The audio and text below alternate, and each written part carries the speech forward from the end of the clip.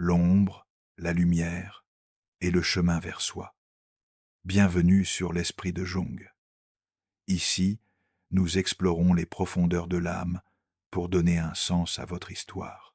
Dans la vie quotidienne, la dépression chronique se cache rarement derrière des signes spectaculaires. Elle s'installe plutôt dans des comportements ordinaires, banals, socialement acceptés au point de passer complètement inaperçus.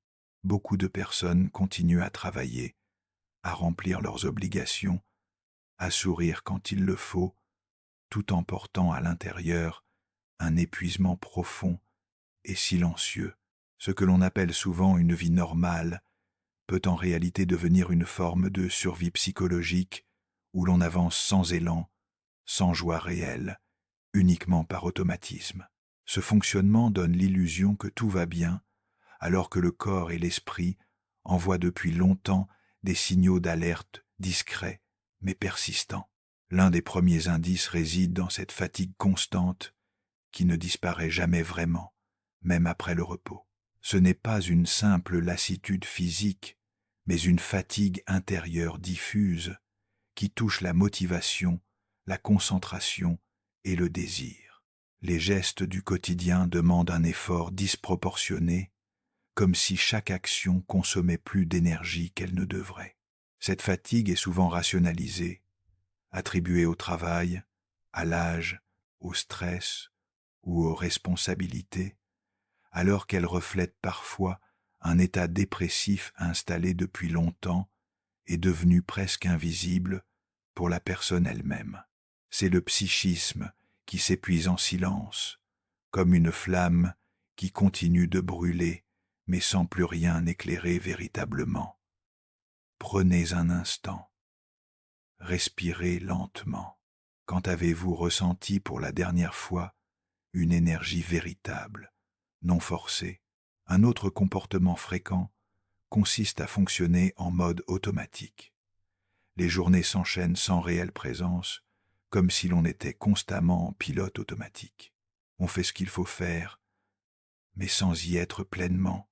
Les émotions positives deviennent rares ou atténuées, tandis que les moments agréables ne laissent plus de traces durables. Ce détachement progressif n'est pas toujours vécu comme une souffrance aiguë, mais plutôt comme une forme d'anesthésie émotionnelle qui permet de continuer à avancer tout en se coupant peu à peu de ce qui donne du sens à la vie. C'est ce que Jung appelait la perte du contact avec le soi, cette instance psychique profonde qui donne à l'existence sa couleur et sa direction. Souvent, cette déconnexion s'accompagne d'une tendance à minimiser son propre mal. Être. Beaucoup de personnes se disent que leur situation n'est pas si grave, qu'il y a pire ailleurs, qu'elles n'ont pas le droit de se plaindre. Cette comparaison constante avec les autres devient un moyen d'éviter de regarder sa propre souffrance en face.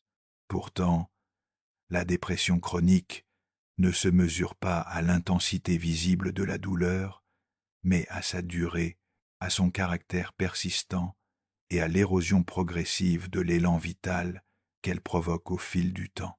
C'est une érosion lente, presque imperceptible, comme l'usure d'une pierre sous l'eau.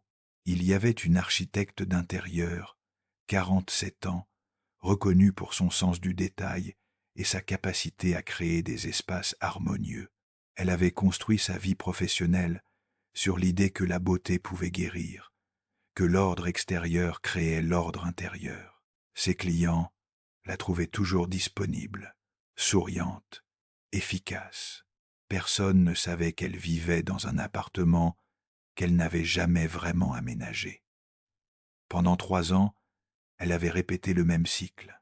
Chaque lundi, elle se réveillait avec une sensation de lourdeur dans la poitrine, comme si quelque chose pesait sur elle sans qu'elle puisse le nommer. Elle attribuait cela au stress, à la fatigue accumulée, aux exigences de son métier. Mais la lourdeur ne partait jamais vraiment. Même le dimanche soir, elle la sentait déjà revenir, anticipant la semaine à venir. Un soir de novembre, en rentrant d'un chantier, Elle s'est assise sur le canapé de son salon vide et a simplement regardé les murs blancs. Pour la première fois, elle a posé sa main sur sa poitrine et a demandé à cette lourdeur ce qu'elle voulait dire. La réponse est venue sans mots, comme une évidence corporelle. Elle n'habitait plus sa propre vie. Elle créait des espaces pour les autres, mais n'avait plus de place pour elle-même. Elle n'a pas tout changé du jour au lendemain, mais elle a commencé à écouter différemment.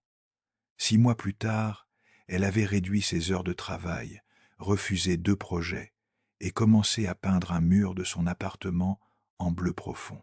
La lourdeur dans la poitrine, pas disparue, mais transformée en quelque chose de plus clair, de plus honnête. Ce que son corps savait avant son esprit, c'est que l'harmonie ne peut jamais être imposée de l'extérieur. Elle doit d'abord naître à l'intérieur. Un autre signe très courant de la dépression chronique se manifeste dans la relation au temps. Beaucoup de personnes décrivent une impression persistante de stagnation, comme si leur vie avançait mécaniquement, sans réelle progression intérieure. Les projets sont repoussés, les décisions importantes évitées, non par manque de capacité ou d'intelligence, mais parce que l'énergie psychique nécessaire pour se projeter vers l'avenir semble constamment absente. Le futur devient flou, parfois même menaçant, et le présent se réduit à une succession de tâches à accomplir sans perspective claire. Ce rapport altéré au temps est l'un des signes les plus révélateurs d'un psychisme épuisé. Lorsque l'avenir perd sa luminosité, c'est que le désir lui-même s'est retiré. Dans cet état, l'esprit a tendance à se remplir de pensées répétitives, souvent critiques ou pessimistes. Ce sont les mêmes scénarios mentaux qui reviennent jour après jour sans apporter de solution nouvelle. Ces pensées deviennent familières, presque rassurantes par leur répétition, même lorsqu'elles sont douloureuses. Progressivement, elles façonnent la manière dont la personne se perçoit et interprète le monde. Ce n'est plus la réalité qui dicte l'état intérieur, mais un filtre mental rigide qui colore chaque expérience de la même tonalité, sombre ou neutre. C'est ce que Jung appelait l'identification au complexe, cette structure psychique autonome qui prend le contrôle et impose sa logique. Ce fonctionnement mental a également un impact direct sur les émotions.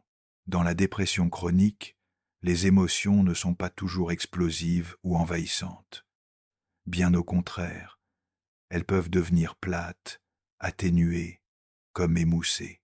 La joie, l'enthousiasme, la curiosité perdent en intensité. Même les événements positifs sont vécus avec distance, sans véritable résonance intérieure. Cette perte de plaisir, souvent banalisée, est pourtant un indicateur central d'un état dépressif durable. Elle ne s'exprime pas par des crises visibles, mais par une lente disparition du goût de vivre. C'est une mort lente de l'âme, non par violence, mais par extinction progressive. Jusqu'à présent, nous avons exploré comment la dépression chronique se manifeste dans la relation au temps, aux émotions et à soi-même. Dans la vie réelle, cela se traduit par une incapacité à ressentir de la joie même lors d'événements qui devraient être heureux. Mais il y a quelque chose dont nous n'avons pas encore parlé. Comment cette anesthésie émotionnelle devient un refuge que l'on finit par protéger sans même s'en rendre compte. Parallèlement, beaucoup développent une hyperadaptation à leur environnement. Ils deviennent très efficaces pour répondre aux attentes extérieures, parfois même exemplaires aux yeux des autres. Cette suradaptation masque la souffrance intérieure et renforce l'incompréhension, y compris chez la personne elle-même.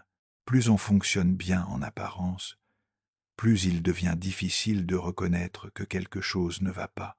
Cette contradiction crée une forme d'isolement silencieux, où l'on se sent seul, même entouré, incompris, même lorsqu'on est apprécié. C'est le paradoxe de la persona, ce masque social qui finit par étouffer le visage authentique. Avec le temps, cette tension intérieure constante finit par affecter le corps. Troubles du sommeil, douleurs diffuses, maux de tête, tensions musculaires, problèmes digestifs apparaissent sans cause médicale évidente. Le corps exprime ce que l'esprit n'arrive plus à formuler. Ces signaux physiques sont souvent traités séparément comme des problèmes isolés, alors qu'ils s'inscrivent parfois dans un même tableau psychologique plus large. La dépression chronique n'est pas seulement un état mental, c'est une expérience globale qui touche l'ensemble de l'être lentement, mais profondément. Maintenant, arrêtez-vous un instant. Placez votre main sur votre poitrine.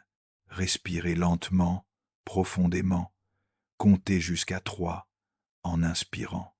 Retenez votre souffle. Expirez doucement. Pensez à une situation où vous avez dit oui alors que votre corps disait non. Ne cherchez pas à comprendre. Laissez simplement la question se déposer en vous. Qu'est-ce que votre corps ressent? Une contraction, une chaleur, une lourdeur? Cette sensation est une information, pas un problème. C'est la voix de votre corps qui tente de vous parler depuis longtemps. Respirez encore 3 fois, lentement. Quand vous êtes prêt, revenez.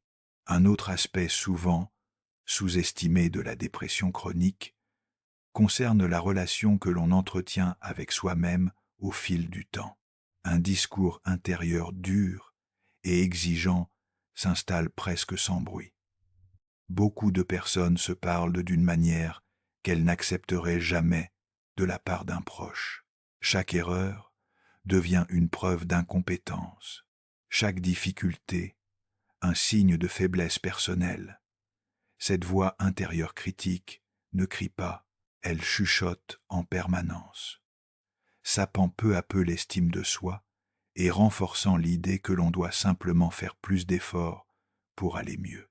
Dans ce contexte, le perfectionnisme devient un mécanisme fréquent. Il ne s'agit pas d'une recherche saine de qualité, mais d'une tentative inconsciente de compenser un sentiment profond d'insuffisance. Tout doit être fait correctement, parfois même impeccablement, sous peine de déclencher une culpabilité intense. Cette pression constante ne laisse aucun espace pour le repos psychique. Elle entretient un état de tension permanente qui empêche toute véritable récupération émotionnelle. Paradoxalement, plus la personne se montre exigeante envers elle-même, plus elle s'épuise et moins elle se sent capable. La dépression chronique se manifeste aussi par une difficulté à ressentir un sentiment d'accomplissement, même lorsque des objectifs sont atteints. La satisfaction reste brève ou inexistante. Ce qui aurait autrefois apporté de la fierté ou de la joie devient neutre, voire décevant. L'esprit passe rapidement à autre chose, souvent vers une nouvelle inquiétude ou une nouvelle obligation. Cette incapacité à savourer les réussites renforce l'impression de vide intérieur et alimente l'idée que rien n'est jamais suffisant. C'est le cercle vicieux de l'insatisfaction chronique qui se nourrit de lui-même. Progressivement, cette dynamique affecte la relation aux autres. Beaucoup de personnes continuent à entretenir des liens sociaux, mais ces relations deviennent plus superficielles ou mécaniques. Il devient difficile de partager ce que l'on ressent réellement, soit par peur de déranger, soit par conviction que personne ne pourrait comprendre. Certaines personnes s'isolent davantage, tandis que d'autres restent entourées, mais émotionnellement absentes. Dans les deux cas, un sentiment de solitude intérieure s'installe indépendamment de la présence physique des autres. C'est une solitude existentielle, celle de l'âme qui ne trouve plus de miroir. Il est important de comprendre que ces comportements ne relèvent pas d'un manque de volonté ou de caractère. Ils sont le résultat d'un système psychique qui s'est progressivement adapté à la douleur pour continuer à fonctionner. Cette adaptation permet de tenir parfois pendant des années, mais elle se fait au prix d'un appauvrissement émotionnel et d'une perte de contact avec ses besoins profonds. Reconnaître ces signes ne signifie pas s'étiqueter ou se réduire à un diagnostic, mais commencer à porter un regard plus lucide et plus bienveillant sur ce que l'on traverse réellement. C'est le premier pas vers ce que Jung appelait l'individuation, ce processus par lequel on devient qui l'on est véritablement. Un autre comportement très fréquent dans la dépression chronique concerne la manière dont la personne gère son énergie mentale. Beaucoup décrivent une difficulté croissante à se concentrer durablement, à rester pleinement présente à ce qu'elles font. L'attention se disperse facilement. L'esprit saute d'une pensée à une autre, sans jamais se poser. Cette agitation mentale n'est pas toujours perçue comme un problème psychologique. Elle est souvent attribuée au rythme de vie, aux écrans, aux sollicitations constantes. Pourtant, derrière cette dispersion se cache parfois une tentative inconsciente d'éviter un contact trop direct avec un malaise intérieur persistant. Dans ce contexte, la surcharge mentale devient un état presque permanent. Même dans les moments de calme apparent, l'esprit reste occupé, préoccupé, rarement au repos. Les pensées anticipent, analysent, rejouent le passé ou imaginent des scénarios futurs, souvent négatifs ou anxiogènes. Cette activité mentale incessante épuise progressivement les ressources psychiques. Le cerveau fonctionne en mode d'alerte douce mais continue, ce qui empêche l'accès à des états plus profonds de récupération émotionnelle et cognitive. C'est une vigilance sans objet qui consume l'énergie vitale sans produire aucune protection véritable. Il y avait un enseignant en philosophie, 52 ans, qui avait toujours cru que la réflexion était le remède à tout. Il lisait Sartre, Camus, Spinoza. Il aimait l'idée que la conscience pouvait tout éclairer. Mais depuis quelques années, il remarquait quelque chose d'étrange. Plus il pensait, moins il ressentait. Chaque soir, après ses cours, il s'asseyait dans son bureau et analysait sa journée. Avait-il été assez clair? Avait-il dit quelque chose de juste? Cette habitude était devenue automatique. Il pensait pour ne pas ressentir. Il expliquait pour ne pas éprouver. C'était devenu un réflexe, presque une protection. Un jour, lors d'une randonnée en montagne, il a glissé sur un rocher et s'est tordu la cheville. La douleur a été fulgurante, immédiate, et pour la première fois depuis longtemps, il n'a rien analysé. Il a simplement ressenti. La douleur était là, pure, sans interprétation. Et étrangement, cela lui a fait du bien. Pas la douleur elle-même, mais la clarté de la sensation. De retour chez lui, il a commencé à observer cette habitude de tout rationaliser. Il a compris que chaque fois qu'une émotion montait, il la coupait immédiatement par une pensée, comme si ressentir était dangereux, comme si l'émotion risquait de le déborder. Il n'a pas changé du jour au lendemain, mais il a commencé à laisser des espaces, des moments sans analyse, des instants où il se contentait de sentir sans rien en faire. Et progressivement, quelque chose s'est détendu en lui. Ce que son corps lui enseignait, c'est qu'on ne peut pas penser sa vie à la place de la vivre. La conscience ne remplace pas l'expérience. Elle l'accompagne, mais elle ne doit pas l'étouffer. Un autre signe discret réside dans la relation au plaisir et au repos. Beaucoup de personnes ressentent une forme de culpabilité dès qu'elles s'accordent une pause. Se reposer devient synonyme de paresse, de perte de temps ou d'échec personnel. Même les loisirs sont parfois vécus comme des obligations supplémentaires à rentabiliser. Cette incapacité à se détendre pleinement empêche le système nerveux de se réguler naturellement.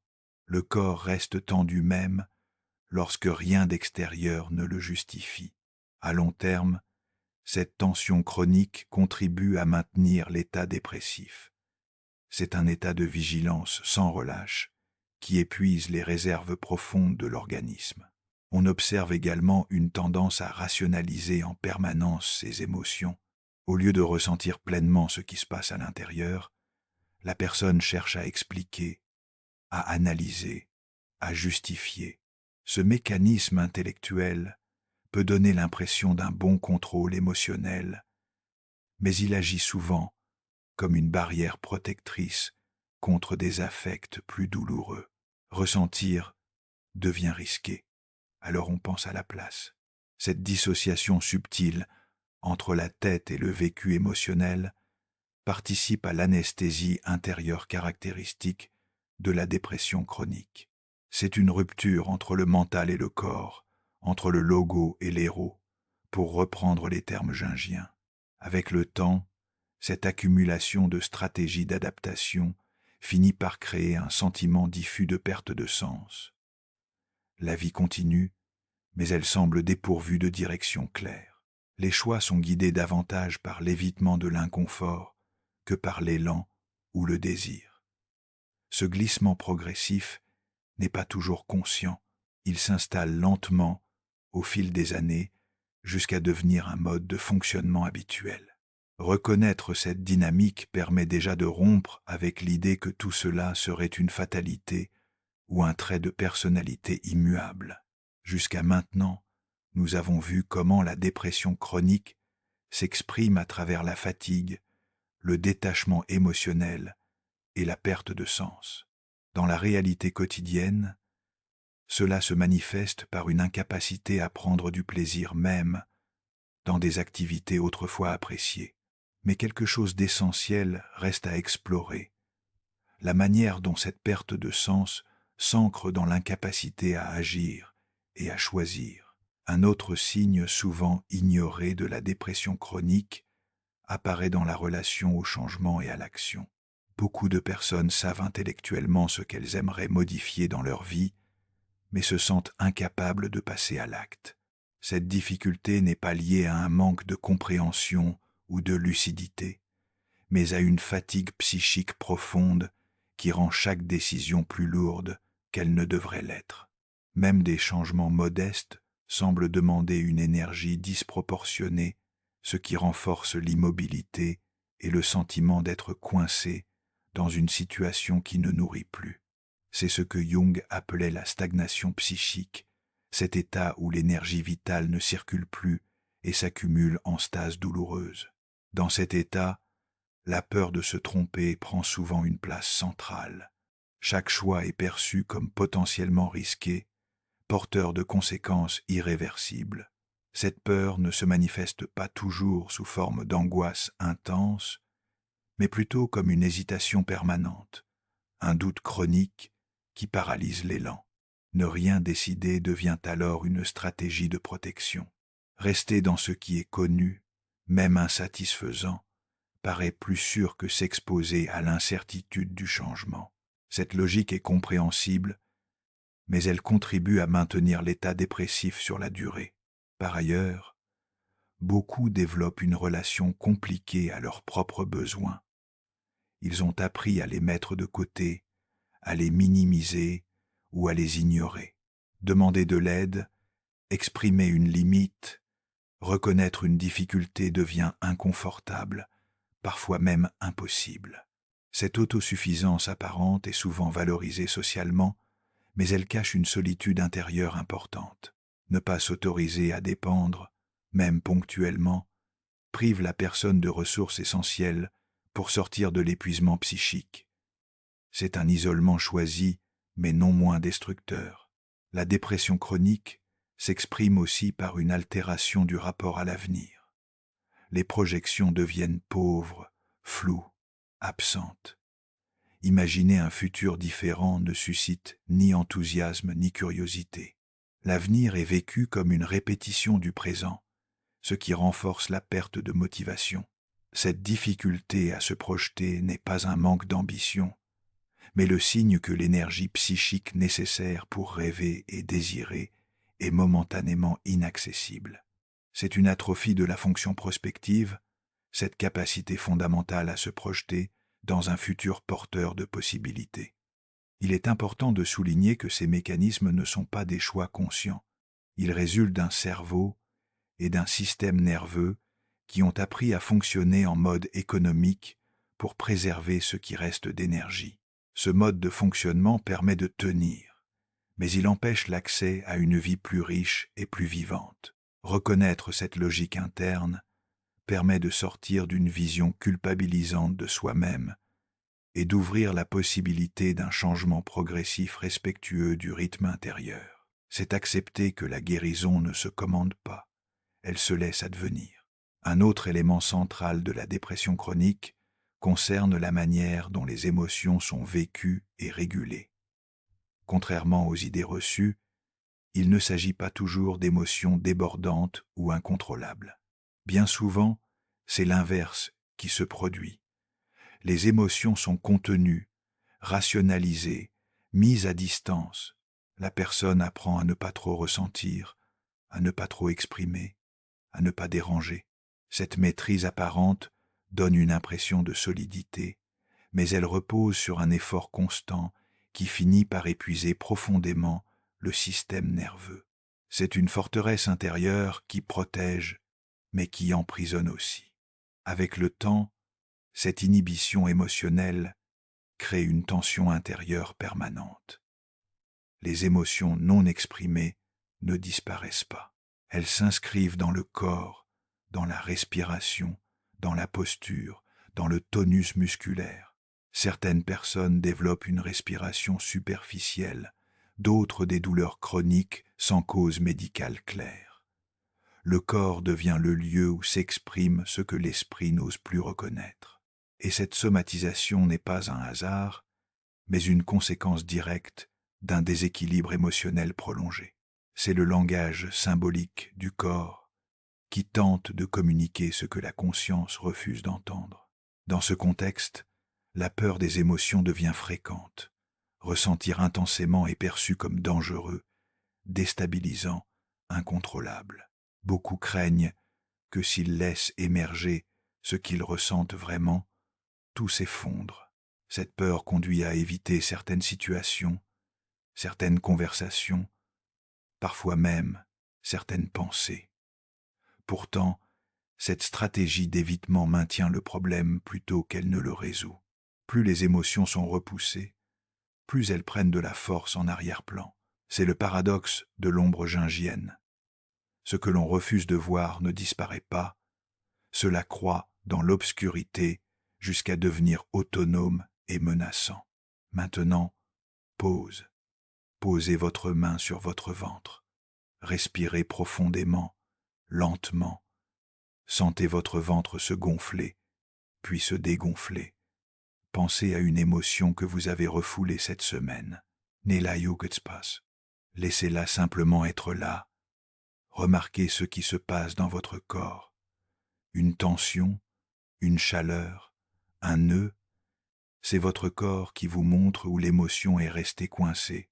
Ce n'est pas de l'anxiété, c'est de l'information.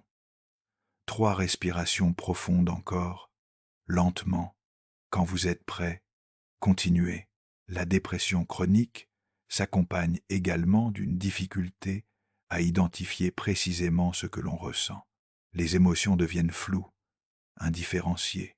Au lieu de pouvoir dire « je me sens triste », en colère ou découragé, beaucoup se contentent de dire « je ne vais pas bien » ou « je suis fatigué ». Cette perte de finesse émotionnelle réduit la capacité à répondre de manière adaptée à ce qui se passe intérieurement. Or, reconnaître une émotion est déjà une forme de régulation. C'est donner un nom à ce qui était informe et par là même commencer à le transformer. Il est essentiel de comprendre que le travail émotionnel ne consiste pas à contrôler ou supprimer ce que l'on ressent, mais à créer un espace intérieur où les émotions peuvent être accueillies sans jugement. Apprendre à nommer, à ressentir et à laisser passer les émotions est une compétence fondamentale pour sortir de la dépression chronique. Ce processus demande du temps, de la patience et souvent un accompagnement. Mais il constitue l'un des leviers les plus puissants pour retrouver une relation plus vivante et plus apaisée avec soi-même. C'est ce que Jung appelait l'intégration des contenus inconscients. Ce travail patient par lequel ce qui était dissocié revient à la conscience. Il y avait une psychologue clinicienne, 44 ans, qui avait passé 20 ans à écouter les autres. Elle savait reconnaître la dépression chez ses patients en quelques minutes. Mais elle n'avait jamais imaginé qu'elle-même puisse en souffrir, parce qu'elle continuait à travailler, parce qu'elle était performante, parce qu'elle souriait. Pourtant, depuis 2 ans, quelque chose avait changé. Elle ne trouvait plus de plaisir dans son travail. Chaque séance était devenue un effort. Elle écoutait, mais ne raisonnait plus. Les mots de ses patients glissaient sur elle sans la toucher. Et le soir, en rentrant chez elle, elle se sentait vide, comme vidée. Un matin, en se préparant pour aller au cabinet, elle s'est regardée dans le miroir et n'a pas reconnu son propre visage. Pas qu'il ait changé physiquement, mais il lui semblait étranger, comme si elle regardait quelqu'un d'autre. Ce moment l'a glacée. Elle a appelé une collègue le jour même et a pris rendez-vous pour une supervision. Et lors de cette première séance, en s'asseyant dans le fauteuil qu'elle connaissait si bien mais de l'autre côté, elle s'est mise à pleurer, sans raison apparente, juste une libération brutale de tout ce qu'elle avait contenu. Sa collègue lui a simplement dit « Tu sais ce que c'est. Tu le reconnais, n'est-ce pas ?» Et oui, elle le reconnaissait. C'était exactement ce qu'elle voyait chez ses patients. Cette fatigue qui ne part pas, ce vide émotionnel, cette impression d'être spectatrice de sa propre vie. Elle n'a pas arrêté de travailler, mais elle a commencé à se soigner, à s'autoriser à être fatiguée, à dire non, à reconnaître qu'elle aussi avait des limites. 1 an plus tard, elle n'était pas guérie, mais elle était vivante, de nouveau habitée. Ce qu'elle a compris, c'est que même ceux qui soignent peuvent tomber, et que reconnaître sa propre vulnérabilité n'est pas une faiblesse, c'est une forme de courage rarement reconnue. Un autre aspect fondamental de la dépression chronique concerne l'environnement dans lequel la personne évolue, qu'il soit physique, relationnel ou mental. Beaucoup sous-estiment à quel point le contexte quotidien influence l'état psychique. Vivre entouré de sollicitations constantes, de bruit, d'exigences implicites ou de relations déséquilibrées maintient le système nerveux dans un état de vigilance permanente. Même lorsque rien de grave ne se produit, le corps et l'esprit restent mobilisés, incapables de véritablement se relâcher. C'est un état d'alerte chronique qui consume les réserves énergétiques sans jamais permettre leur reconstitution. Dans la sphère relationnelle, la dépression chronique s'accompagne souvent d'une difficulté à poser des limites claires. Dire non devient source de culpabilité.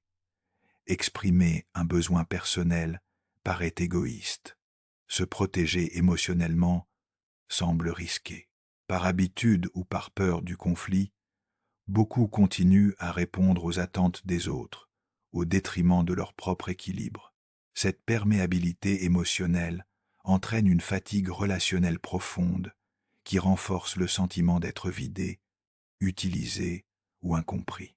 C'est une hémorragie énergétique silencieuse où l'on donne sans jamais recevoir en retour. Le rapport au repos et au silence joue également un rôle central. Dans une société qui valorise l'activité permanente et la performance, s'arrêter est souvent vécu comme une faute. Beaucoup remplissent chaque moment libre pour éviter le face à face avec eux-mêmes. Écran, distraction, occupation deviennent des moyens d'échapper à un vide intérieur inconfortable. Pourtant, sans espace de pause réel, le psychisme ne peut ni intégrer les expériences vécues, ni se régénérer. L'absence de repos authentique contribue ainsi à l'installation durable de l'épuisement émotionnel. C'est une fuite en avant qui épuise sans jamais apaiser. Un autre facteur aggravant réside dans la difficulté à reconnaître ses propres limites. La personne continue à fonctionner au-delà de ce que ses ressources permettent en s'adaptant constamment aux contraintes extérieures. Cette suradaptation est souvent perçue comme une qualité, mais elle masque une déconnexion progressive de soi. Ne plus écouter les signaux internes de fatigue, de lassitude ou de découragement revient à ignorer les messages essentiels que le corps et l'esprit tentent d'envoyer. C'est une surdité progressive à soi-même qui conduit inévitablement à l'effondrement. Prendre conscience de l'impact de l'environnement ne signifie pas tout changer brutalement. Il s'agit d'abord d'observer avec honnêteté ce qui nourrit et ce qui épuise. Identifier les situations, les relations et les habitudes qui renforcent le mal, permet d'envisager des ajustements progressifs. Ces changements, même modestes, peuvent créer des espaces de respiration intérieure indispensables pour amorcer une sortie durable de la dépression chronique. C'est un travail de discernement patient qui demande de réapprendre à écouter les besoins authentiques de son être profond. Arrivé à ce point du parcours, il devient possible de comprendre une chose essentielle. La dépression chronique n'est pas une faiblesse personnelle, ni un défaut de caractère, ni un manque de volonté. Elle est souvent le résultat d'années passées à fonctionner en pilote automatique, à s'adapter, à tenir bon, à répondre aux attentes, sans jamais vraiment s'autoriser à écouter ce qui se passe à l'intérieur. Ces habitudes, dites normales, deviennent progressivement des stratégies de survie efficaces à court terme, mais coûteuses sur la durée. Elles permettent de traverser les jours, mais au prix d'une lente extinction de ce qui fait la vitalité d'une existence. Reprendre contact avec soi ne se fait pas en un jour. Il ne s'agit pas de tout remettre en question brutalement, ni de chercher une transformation spectaculaire. Le changement durable commence par une attention différente portée à son monde intérieur. Observer ses pensées sans s'y identifier complètement, reconnaître ses émotions sans les juger, accepter ses limites sans les interpréter comme des échecs. Ce sont des gestes simples en apparence, mais profondément structurants pour l'équilibre psychique. C'est ce que Jung appelait l'attitude contemplative, cette capacité à observer sans intervenir immédiatement. Sortir de la dépression chronique passe souvent par un réapprentissage progressif de la présence.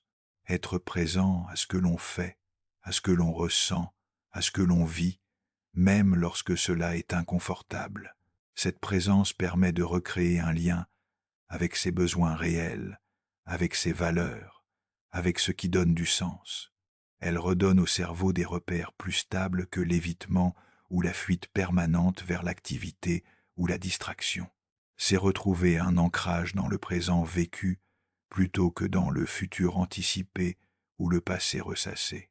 Il est également important de rappeler que demander de l'aide n'est pas un signe de faiblesse. Reconnaître que l'on ne peut pas tout porter seul est souvent un acte de maturité psychologique. Un accompagnement adapté permet de mettre des mots sur ce qui était resté flou, de comprendre ses mécanismes internes et de construire des stratégies plus respectueuses de son fonctionnement. Ce travail ne vise pas à devenir quelqu'un d'autre, mais à redevenir pleinement soi-même. Au fond, reconnaître ses habitudes normales pour ce qu'elles sont réellement constitue déjà un premier pas décisif. Mettre de la conscience là où il n'y avait que de l'automatisme ouvre un espace de choix. Ce n'est pas une promesse de bonheur immédiat, mais la possibilité réelle d'un chemin différent, plus aligné, plus vivant, plus juste. Retrouver une relation apaisée avec son esprit et son corps n'est pas un luxe. C'est une condition essentielle pour vivre et non plus seulement tenir. Ce qui me paraît essentiel pour conclure, c'est de rappeler que l'on ne sort pas d'un état dépressif chronique en se battant contre soi-même. Beaucoup de personnes pensent encore que la solution passe par davantage de contrôle, plus de discipline, plus d'exigence. Or, ce que l'on observe le plus souvent, c'est que ces états se développent précisément chez des personnes qui ont déjà beaucoup tenu, beaucoup résisté, beaucoup encaissé. Le chemin de sortie ne consiste donc pas à en faire plus, mais à faire autrement. Apprendre à ralentir intérieurement n'est pas une régression, c'est une réorganisation profonde. C'est accepter que la guérison ne passe pas par la force, mais par l'écoute. Lorsque l'on cesse de se définir uniquement par ce que l'on fait, par ce que l'on produit ou par ce que l'on montre, un espace nouveau peut apparaître. Dans cet espace, les sensations reviennent progressivement, les émotions reprennent de la nuance, les pensées perdent un peu de leur rigidité. Ce processus est rarement spectaculaire, mais il est profondément transformateur. Il se manifeste par de petits déplacements intérieurs qui, avec le temps, changent la trajectoire entière d'une vie. C'est une alchimie lente, celle de la transformation du plomb en or, pour reprendre le langage symbolique de Jung. Il est également important de souligner que la dépression chronique n'efface pas les ressources d'une personne, elle les rend simplement moins accessibles. La capacité à réfléchir, à ressentir, à créer, à aimer, n'a pas disparu. Elle est mise en veille par un système nerveux saturé.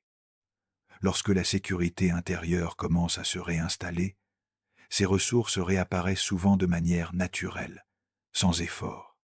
C'est pourquoi la douceur, la régularité et la patience sont des alliés bien plus efficaces que la pression ou la culpabilité. C'est apprendre à accompagner le mouvement plutôt qu'à le forcer. Et beaucoup découvrent alors une relation différente au temps. Il n'est plus uniquement vécu comme une course ou une menace, mais comme un espace dans lequel quelque chose peut mûrir. Cette transformation du rapport au temps est un indicateur précieux de guérison. Elle permet de sortir de l'urgence permanente et de renouer avec un rythme plus humain, plus respectueux du corps et de l'esprit. Ce n'est pas un retour en arrière, mais un retour à une forme de cohérence intérieure. C'est retrouver le tempo naturel de l'âme. Si l'on devait retenir une idée centrale, ce serait celle-ci. Ce que l'on appelle des habitudes normales mérite parfois d'être interrogé avec honnêteté, non pour se juger, mais pour comprendre. Comprendre comment on s'est adapté, pourquoi on a fait comme on a pu et ce dont on a réellement besoin aujourd'hui. Cette compréhension marque souvent le début d'un mouvement plus juste où l'on ne cherche plus seulement à fonctionner, mais à vivre avec plus de présence, de clarté et de respect envers soi-même. C'est le passage de la survie à l'existence authentique. Portez votre lumière dans vos zones d'ombre. Merci d'avoir exploré l'esprit avec nous.